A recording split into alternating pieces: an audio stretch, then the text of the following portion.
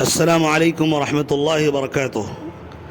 بعض لوگوں نے سوال کیا ہے کہ اگر کسی شخص کی عید کی نماز میں جو زائد تکبیریں ہیں وہ چھوٹ جائے تو کیا حکم ہے۔ اسی طرح دوسرا سوال یہ ہے کہ اگر کوئی شخص تاخیر سے آیا تو ایک رکعت چھوٹ گئی عید کی تو اب کیا کرے۔ اسی طرح تیسرا سوال یہ ہے اگر عید کی مکمل نماز چھوٹ جائے تو کیا حکم ہے۔ نمبر وار جوابات سنیں۔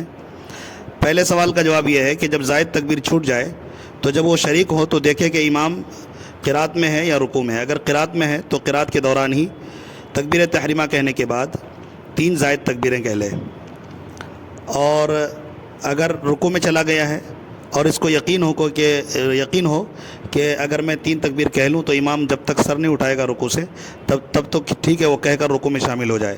اور اگر اس کو لگے کہ اگر میں 3 تکبیر کہا تو امام کھڑا ہو جائے گا تو وہ شخص بھی رکوع میں چلا جائے، رکوع میں ہی 3 تکبیر کہہ لے، اس طرح اپنی نماز مکمل کر لے۔ دوسرا سوال یہ کیا گیا تھا کہ ایک رکعت چھوٹ جائے تو کیا حکم ہے۔ ایک رکعت چھوٹ جانے پر حکم یہ ہے کہ جب امام سلام پھیر دے تو یہ کھڑے ہو جائیں، کھڑے ہونے کے بعد ثنا پڑھے، تعوذ پڑھے، تسمیہ پڑھے، سورہ فاتحہ پڑھے، پھر سورت پڑھے، اس کے بعد 3 زائد تکبیریں کہے اور پھر رکوع سجدہ کر کے نماز مکمل کر لے۔ تیسرا سوال تھا کہ نماز ہی چھوٹ جائے تو کیا کریں۔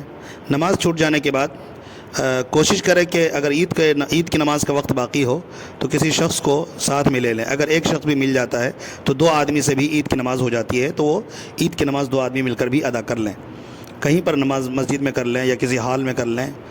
اور اگر ایک آدمی بھی نہ ملا تو اس کے لیے مشکل ہو جائے گا کہ نماز ادا کریں، تو ظاہر ہے جب جماعت نہ ملی اور نماز کا بھی وقت اگر نکل جائے تو اس کے لیے جماعت شرط ہے، لہٰذا اس کی قضا بھی نہیں ہے۔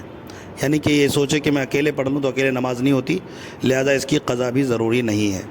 تو مجھے امید ہے ان وضاحت کے بعد مسئلہ سمجھ آ گیا ہوگا۔ جزاکم اللہ خیرا و احسن الجزاء۔